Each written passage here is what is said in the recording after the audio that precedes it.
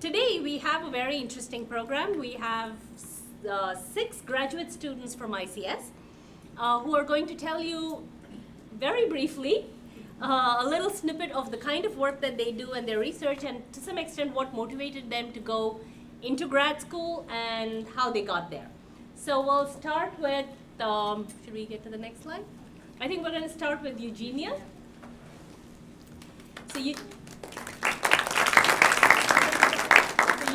Gabrielov is a PhD student in the Department of Informatics. She had most of her initial education in the Midwest. She's from Indiana.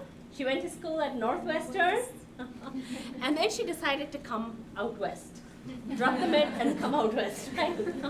And so she started doing her PhD here maybe a few years back. I'm in my 4th year now. She's in her 4th year now. I should know because I was on her committee.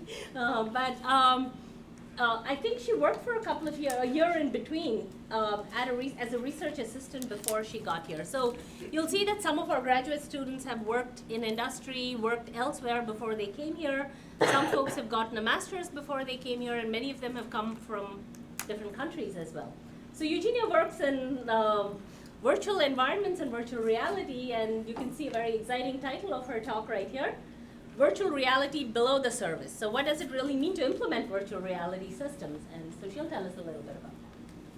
Hi everyone, I'm Eugenia. It's really nice to meet you guys. I'm really excited to geek out about my research because many of us are kind of used to sitting around alone and hacking away, so it's really kind of fun to talk to people about it.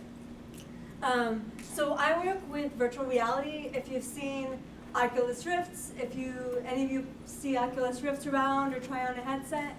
Do we have any gamers in the room? Anyone play video games? Awesome, we got a few.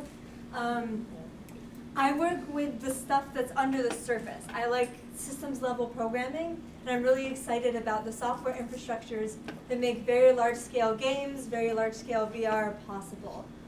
I put together a few pictures for you guys. I'll just go through them really quickly and tell you a little bit about virtual environments in general.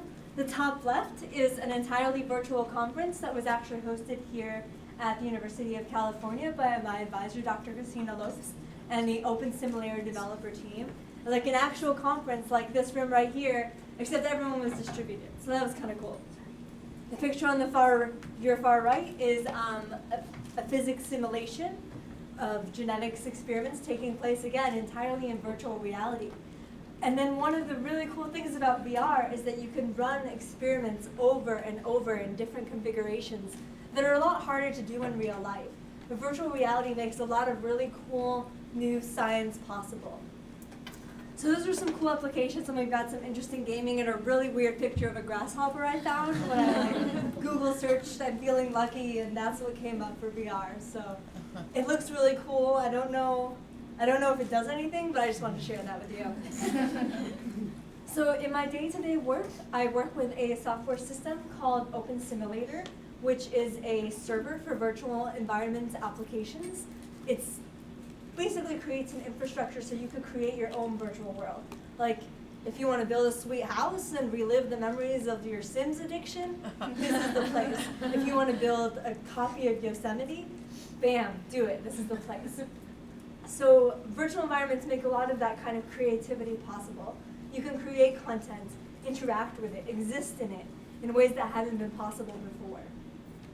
However, as VR has become more popular and more people are getting really excited about things like Oculus Rift and very large-scale gaming, a lot of very difficult software architecture challenges have come up in terms of making VR support many simultaneous users as well as very large volumes of data. And very high levels of network traffic. If you've ever been in a Google Hangout with a bunch of people and it started to stall out, you know what I mean? If you've ever been sitting on Netflix between 5 to 8 p.m. and nothing works, this kind of thing can happen in virtual environment architectures as well.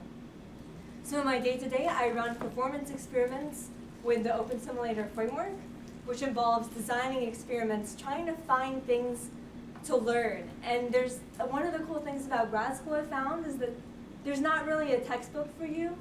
There's nothing that's really been started that you already have. You don't have to follow an instruction book, which can be really frustrating sometimes too. But like it's really fun because you get to design your own experiments and then do them, and then they break a lot, and then you do them again because it's cool. Then you go cry to your lab neighbor, and they're like, my experiment is broken too, and that's awesome. So that's basically what my lab is like day to day. I chose to come to grad school because I just wanted to solve some of these cool problems, and kind of found VR when I met my advisor. And yeah, if you're interested in the software engineering program or virtual environments as well, Team Magda, awesome. Please come talk to me. I'd love to geek out with you. Thank you. Just to note, also,